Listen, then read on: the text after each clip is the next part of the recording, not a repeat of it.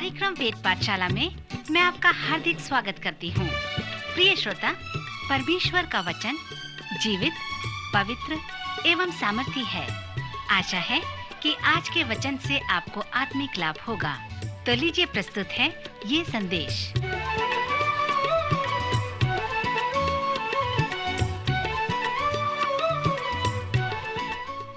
नमस्कार श्रोता मित्र, वेद पाठशाला की अगली कक्षा में आपका स्वागत है। श्रोता, हम संपूर्ण पवित्र शास्त्र का सर्वेक्षण कर रहे हैं।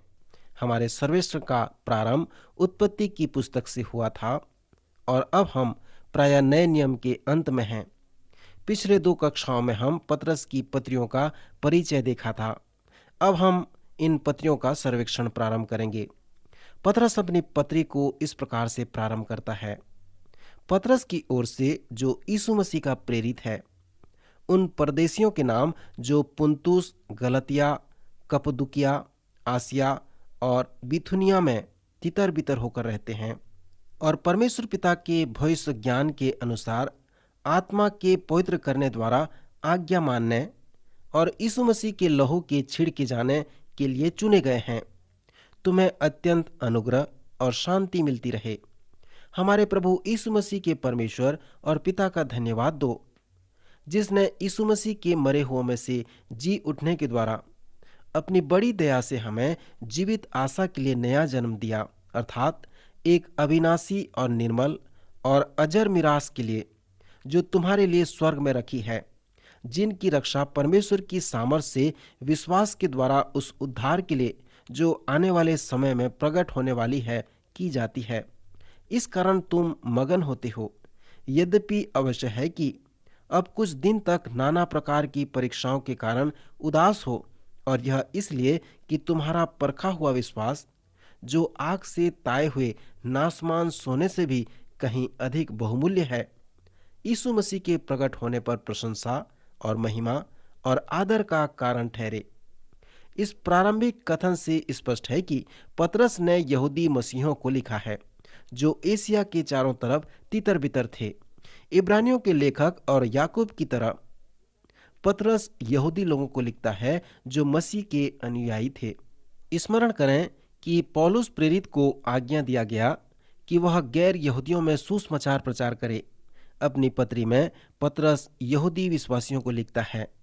पतरस को आदेश दिया गया कि वह यहूदी विश्वासियों के मध्य सुसमाचार प्रचार करे। इसलिए पतरस की जो सेवकाई थी वह प्राथमिक रूप से यहूदी विश्वासियों के मध्य में थी। सो ध्यान करें कि सामान्य पत्रियों में जैसे इब्रानी, याकूब और पतरस, इनके प्रारंभिक वचनों में आप उन लोगों के लिए सांत्वना के वचन को पाएंगे जो दुखों में पड़े हुए थे। जिन लोगों को ये सामान्य पत्रियां लिखे गए हैं वे प्रायः दुखित व क्लेशित लोग थे। इस संदर्भ में आप कह सकते हैं कि ये सामान्य पत्रियों का मुख्य उद्देश्य उन लोगों को सांत्वना देना है जो दुखित थे। पतरस इस पत्री को रोम से लिख रहा है, जहां पर मसीह के अनुयायियों को सताया गया था। प्रथम सदी की कलीसिया में बहुत सताव थे और प्रायः कलीसिया इतिहास के प्रथम 300 वर्ष में मसीह यीशु का अनुयायी होना गैर कानूनी था। इसलिए पतरस, याकूब और इब्रानियों के लेखक ने उन दुखित लोगों को सांत्वना के शब्द लिखे हैं। सो यदि वे यातनाएं नहीं होती तो आज हमें इन पत्रियों को पढ़ने के लिए नहीं मिलता। अर्थात यदि परमेश्वर सचमुच में तुम्हें आशीष दे रहा है, यदि तुम उसकी इच्छा में हो, तो तुम उस दुख से न केवल बाहर आओगे परंतु स्वस्थ व धनवान होगे, क्योंकि परमेश्वर चाहता है कि उसके लोग उन्नति करें। एक तरह से आप कह सकते हैं कि पहली पत्री का संपूर्ण संदेश ऊपर की ओर दृष्टि करने का है। यही बात पतरस उन दुखित लोगों से कहता है जिन्हें वह जानता है कि वे और दुख उठाएं। 14 बार उसने उनके दुखों के विषय में लिखा है। पतरस उन्हें उनके दुखों के लिए शांति देने का प्रयास कर रहा है और उन्हें उत्साहित कर रहा है। जैसे पतरस उन्हें लिख रहा है, सो वह उन्हें उन्नति होने की शिक्षा नहीं दे रहा है, परंतु उन्हें वह उस दुख व पीड़ा के भेद की बात को बता रहा है कि क्यों परमेश्वर अपने लोगों में अनुमति देता है कि वे दुख उठाएं। जब हमने अय्यूब की पुस्तक का सर्वेक्षण किया था, तब मैंने उन 30 बाइबल के कारणों को बताया था कि क्यों परमेश्वर अपने लोगों में यह अनुमति देता है कि वे दुख उठाएं। इस विषय के लिए मैंने पतरस की पहली पत्री के पहले अध्याय का चुनाव किया। पहला पतरस उसका पहला अध्याय 6 और 7 पद में पतरस इस प्रकार लिखता है, इस कारण तुम मगन होते हो, यद्यपि अवश्य है कि अब कुछ दिन तक नाना प्रकार की परीक्षा के कारण उदास हो, और यह इसलिए है कि तुम्हारा परखा हुआ विश्वास, जो आग से ताए हुए नासमान सोने से भी कहीं अधिक बहुमूल्य है, यीशु के प्रकट होने पर प्रशंसा और महिमा और आदर का कारण ठहरे।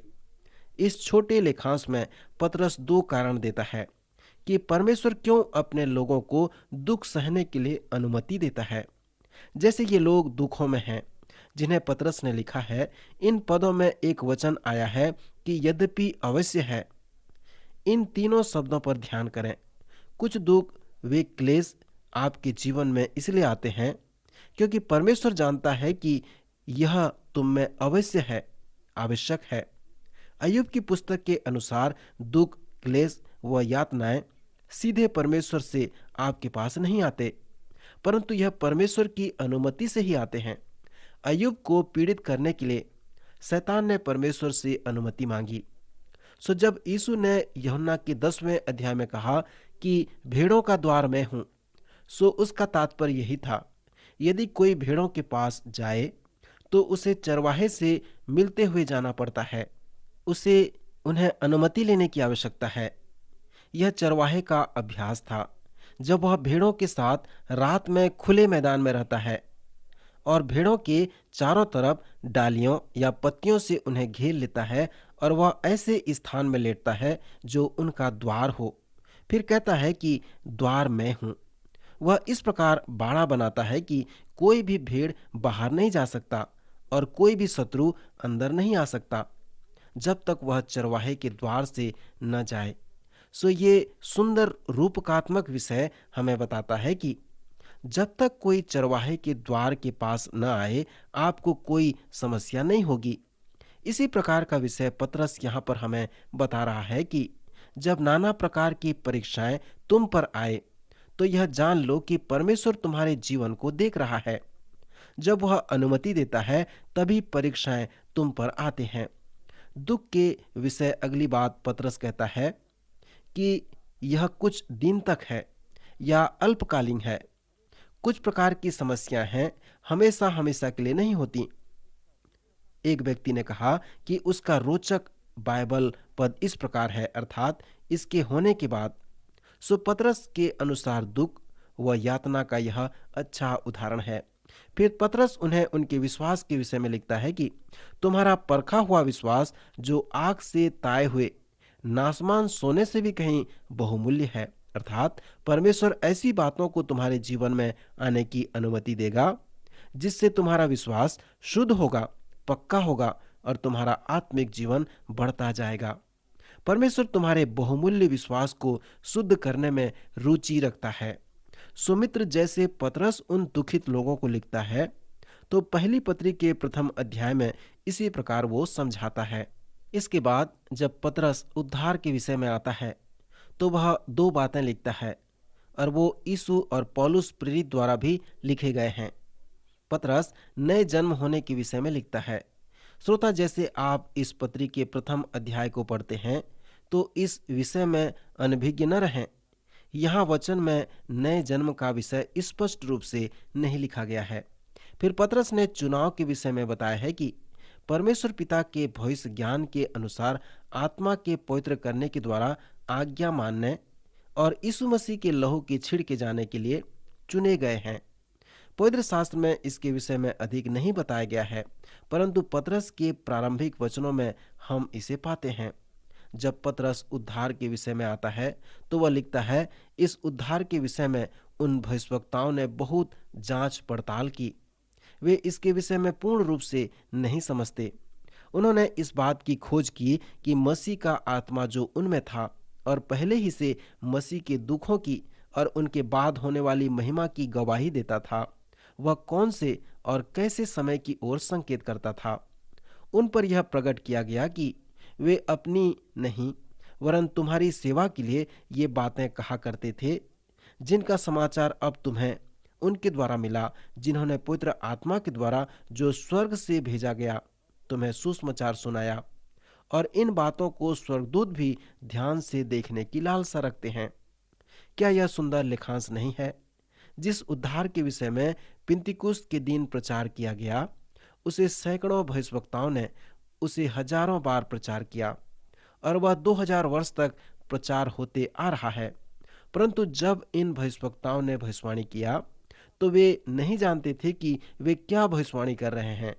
यद्यपि उन्होंने पवित्र आत्मा की प्रेरणा व सामर्थ्य से लिखा, परंतु वे नहीं समझ पाए कि उन्होंने क्या लिखा। पतरस कहता है, भविष्यवक्ताओं ने उद्धार के विषय में जो बातें पवित्र शास्त्र में लिखी, वे तुम्हारे दिनों में पूरी हुई हैं। यह यीशु मसीह के द्वारा उदाहरण है, जिसे यूहन्ना उसके 4 अध्याय में यीशु ने कहा, बोने वाला और है और काटने वाला और। यीशु ने चेलों से कहा, मैं तुम्हें वहां काटने के लिए भेजता हूं जहां तुमने नहीं बोया। दूसरों ने कार्य किया और तुम उस फसल को काटोगे। परमेश्वर के राज्य में अकेला किया गया कार्य नहीं है।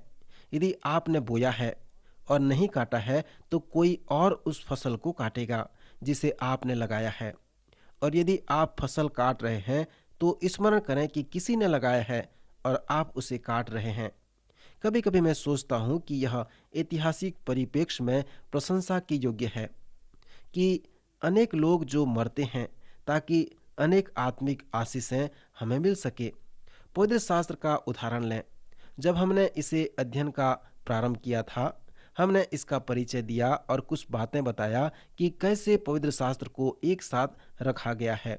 सो जब हम उद्धार के विषय में ऐतिहासिक महत्व को देखते हैं तो पतरस हमें स्मरण दिलाता है कि हम हरेक लोग ऋणी हैं।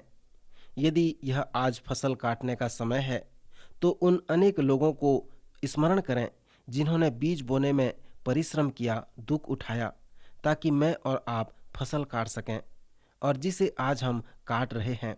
आप जिन्होंने मेरे साथ पुराने नियम का सर्वेक्षण किया है, आपको स्मरण होगा कि यह वचन हमें लय व्यवस्था, व्यवस्था विवरण और रूत की पुस्तक की ओर ले आता है। इन पुस्तकों में हम छुटकारे के विषय को देखते हैं। लय व्यवस्था 19 में आपके पास छुटकारे की व्यवस्था का कार्य का व्यवस्था है। यदि एक यहूदी किसी यूनानी के बाद व्यवस्था में है और वह यूनानी के हाथ में बेचना चाहे तो वह यहूदी अपने रिश्तेदार के पास जाए और उससे कहे, मैं अपना व्यवसाय उस यूनानी के हाथ में बेचना चाहता हूँ जो मेरे बाद में है। सो मैं चाहता हूँ कि आप मेरे छुटकारा दिलाने वाले रिश्तेदार बन जाएं। उस व्यापार को छुड़ा लेना जिसे मैं उस यूनानी के हाथ में बेचने जा रहा हूँ। यदि वह इस प्रकार कर सकता है तो वह उस व्यवसाय को फिर से खरीद लेगा जो बिक गया है और वह रिश्तेदार छुटकारा दिलाने वाला कहलाएगा। फिर व्यवस्था विवरण में छुटकारे का पारिवारिक नियम है।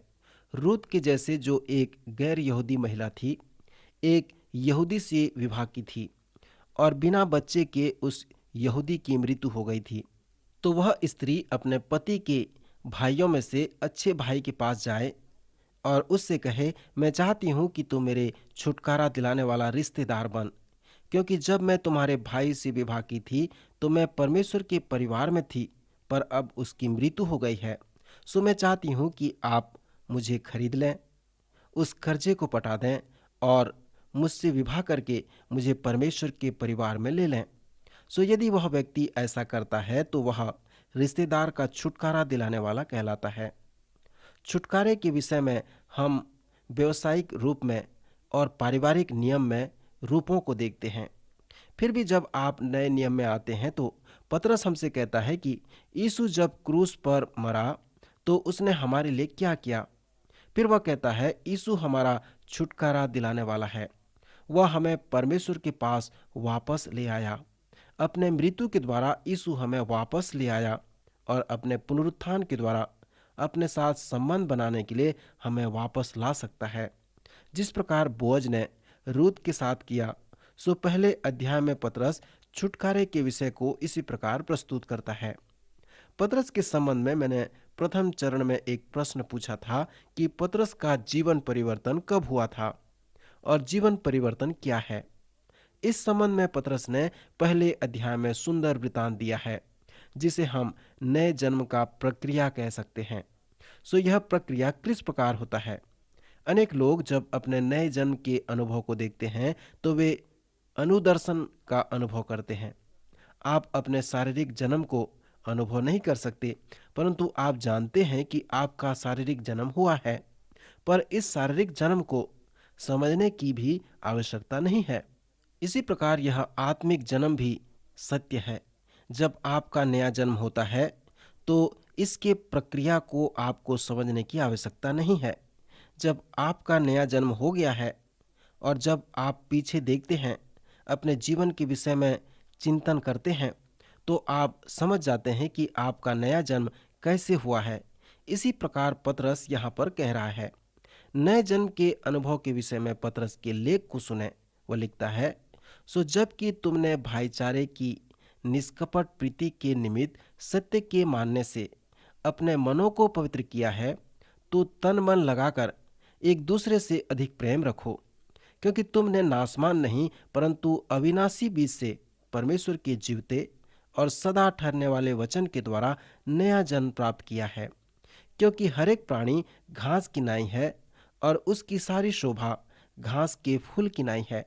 घास सूख जाती है और फूल झड़ जाता है, परंतु प्रभु का वचन युगानुयुग स्थिर रहेगा। और यह वही सुसमाचार का वचन है जो तुम्हें सुनाया गया था। इसलिए सब प्रकार का बैर भाव और छल और कपट और डाह और बदनामी को दूर करके नए जन्मे हुए बच्चों की नाई निर्मल आत्मिक दूध की लालसा करो, ताकि उसके द्वारा उद्धार पाने के लिए बढ़ते जाओ, यदि तुमने प्रभु की कृपा का स्वाद चख लिया है। श्रोता मित्र, नए जन्म के प्रक्रिया का यह एक सुंदर रूपरेखा है जो नए जन्म के अनुभव के लिए पतरस लोगों को लिखता है। पतरस के अनुसार इसी प्रकार आपका नया जन्म होता है। जब सुसमाचार अर्थात परमेश्वर के वचन का प्रचार किया गया, तब तुमने उसे सुना। इस उद्धार के सुसमाचार को भविष्यवक्ताओं के द्वारा भविष्यवाणी किया गया और इन बातों को स्वर्गदूतों भी ध्यान देने की लालसा रखते हैं। सो जब यह सुसमाचार प्रचार किया गया तो यह आपके लिए परमेश्वर का वचन था। जब परमेश्वर का वचन आपको प्रचार किया गया तो परमेश्वर का वह वचन अविनाशी बीज के समान था। यूनानी भाषा में बीज शब्द के लिए पतरस ने शुक्राणु शब्द का उपयोग किया है। शारीरिक जन्म में आपके पास बीज है और अंडे हैं। जब बीज अंडों को निषेचन करता है तब गर्भ धारण होता है और इसी प्रकार शारीरिक जीवन की संरचना होती है। जीवन अभी तक जन्म नहीं लिया है परंतु गर्भ में है। फिर 9 महीने के पश्चात जो जीवन गर्भ में है उसका जन्म होता है। पतरस के प्रथम पत्री के पहले अध्याय में पतरस शारीरिक जन्म के साथ आत्मिक जन्म की तुलना करता है। सो पतरस विभिन्न तरह से कह रहा है कि हमारा आत्मिक जन्म शारीरिक जन्म के जैसा है। वह कहता है कि जब हमारा नया जन्म हुआ तो यह हमारे शारीरिक जन्म के जैसा है, परंतु इस आत्मिक जन्म में जो बीज है, जो शुक्राणु है, वह अविनाशी बीज के जैसा है। पतरस कहता है जब हमारा नया जन्म हुआ तो अविनाशी बीज जो था वो परमेश्वर का वचन था और हमारा विश्वास अंडे के समान था। जब हमने विश्वास के साथ परमेश्वर के वचन को सही प्रत्युत्तर दिया, तब परमेश्वर का वचन जो अविनाशी बीज या शुक्राणु के समान है, हमारे विश्वास के अंडे से निषेचन किया। और जब हमने परमेश्वर के वचन पर विश्वास किया, आत्मिक जीवन हम में गर्भ धारण किया। पतरस के अनुसार जब हमने परमेश्वर के वचन पर विश्वास किया तब हमारा मन शुद्ध हो गया और इस प्रकार हमने नए जन्म का अनुभव प्राप्त किया। फिर नया जन्म प्राप्त करने का जो परिणाम था कि हमने आत्मा के फल का अनुभव किया, जो भाईचारे की निष्कपट प्रीति के निमित्त सत्य के मानने से होता है।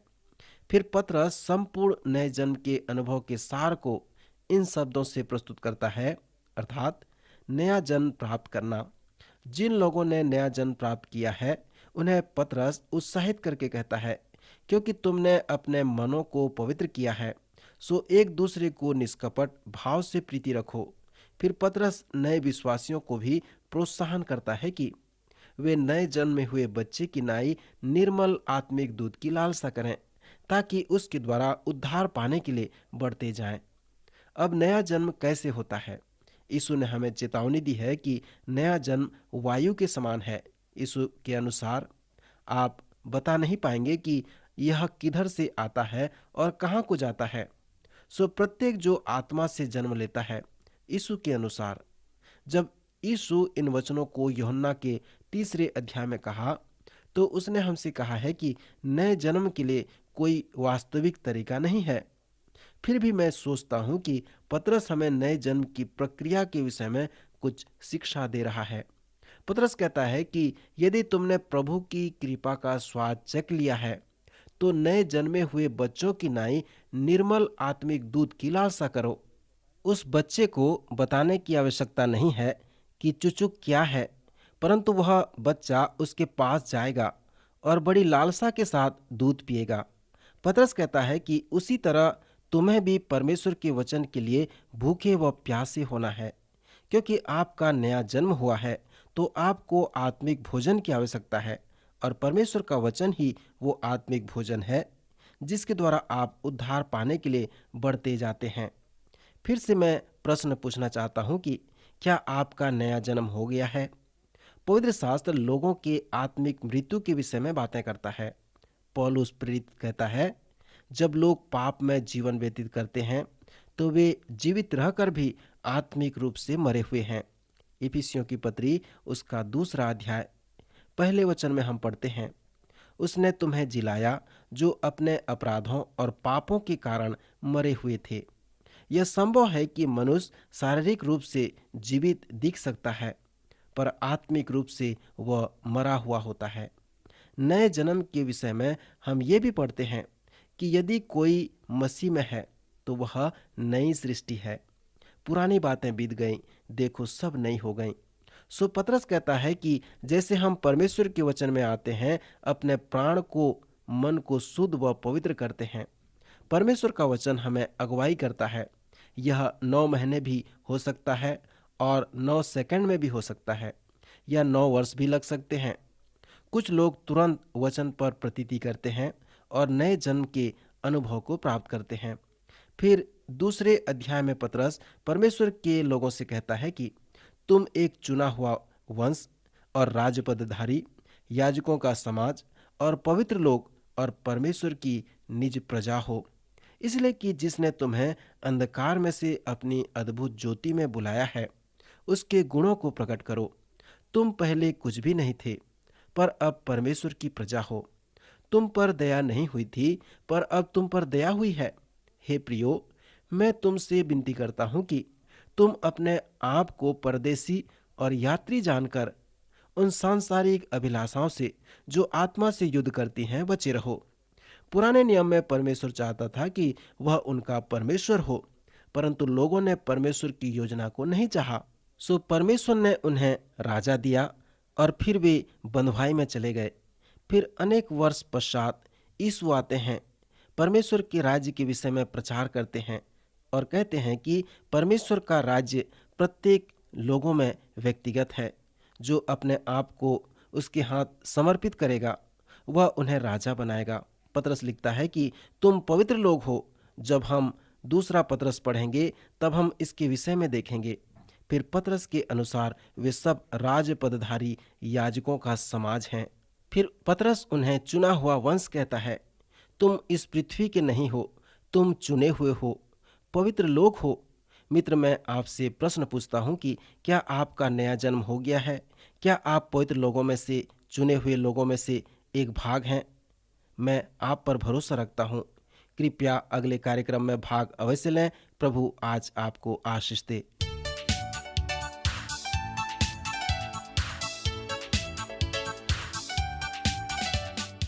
आज का कार्यक्रम सुनने के लिए हम आपको धन्यवाद देते हैं। श्रोताओ, आत्मिक विषय से संबंधित कोई सवाल आपके मन में है तो आप अपने सवालों का जवाब इस पते पर प्राप्त कर सकते हैं। हमारा पता है कार्यक्रम Ved Pathshala, radio Vishwavani, post box number 317 Lucknow 226001 Uttar Pradesh. पता एक बार फिर सुन लीजिए। कार्यक्रम Ved Pathshala, radio Vishwavani, post box number 317 Lucknow 226001 Uttar Pradesh. और हाँ श्रोता, आप हमसे ईमेल के द्वारा भी संपर्क कर सकते हैं। हमारी ईमेल आईडी है hindiembc@radio.vv.org, hindiembc@radio.vv.org। अब हमारे कार्यक्रम का समय यहीं पर समाप्त होता है। अगले कार्यक्रम में आपसे फिर भेंट होगी। तब तक के लिए हमें आज्ञा दीजिए। नमस्कार।